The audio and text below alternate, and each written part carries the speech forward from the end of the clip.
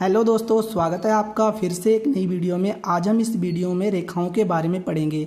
तो समांतर रेखाएं क्या होती हैं, लंब रेखाएं क्या होती हैं, रेखाखंड क्या होता है, वृत्त की त्रिज्या क्या होती है और वर्ग क्या होता है, आज हम इस वीडियो में करेंगे। तो सबसे पहले हम समांतर रेखाओं की ओर बढ़ते हैं।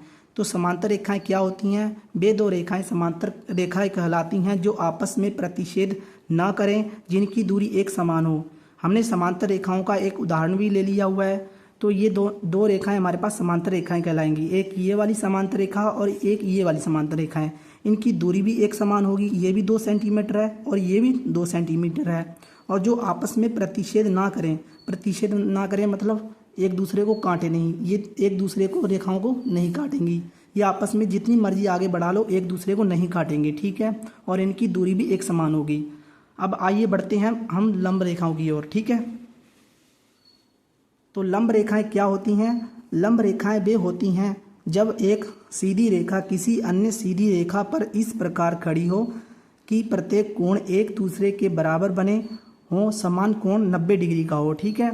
तो हमने एक उदाहरण भी ले लिया है लंब रेखाएं का। लंब रेखाएं वे होती हैं जो आपस में सीधी होती हैं, ठीक है। ये देखिए बिल्कुल सीधी है और यहाँ पर भी बिल्कुल सीधी खड़ी होगी, जिनका समान कोण 90 डिग्री का बने। इस साइड भी 90 डिग्री का बनेगा और इस साइड भी 90 डिग्री का बनेगा। उसी को हम लंब रेखाएं कहते हैं, ठीक है। ये बिल्कुल ही आसान था। इसके आगे हम बढ़ते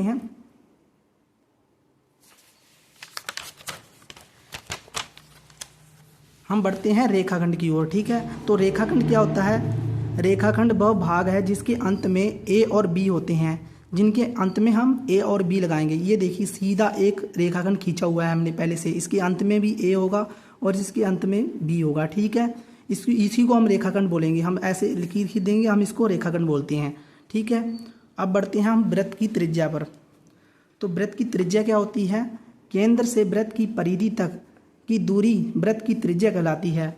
तो केंद्र मतलब बीच वाला जो भाग होता है, हमने वृत्त खींच रखा है पहले से और इसका केंद्र ये वाला होता है, ठीक है। और परिधि इसको बोलते हैं। तो इसमें पूछा गया है कि केंद्र से वृत्त की परिधि तक की दूरी वृत्त की त्रिज्या कहलाती है। केंद्र से वृत्त की परिधि ये वाली है और केंद्र ये है। इसकी दूरी को हम त्रिज्या बोलते हैं। त्रिज्या को हम आर से नापते हैं, ठीक है। इसी को हम त्रिज्या कहते हैं, ठीक है। और हम पूरा कर देंगे तो हम इसको व्यास बोलते हैं। परंतु हम त्रिज्या के बारे में बात कर रहे हैं तो त्रिज्या हमारे पास आधी आ जाएगी, ठीक है। इसी को हम त्रिज्या बोलेंगे। अब बढ़ते हैं वर्ग की ओर।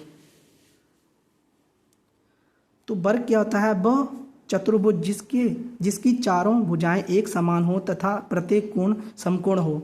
तो वर्ग वह होता है जिसकी चारों भुजाएं एक समान होती हैं और जिसका कोण प्रत्येक कोण समकोण बनेगा। समकोण मतलब 90 डिग्री का बनेगा।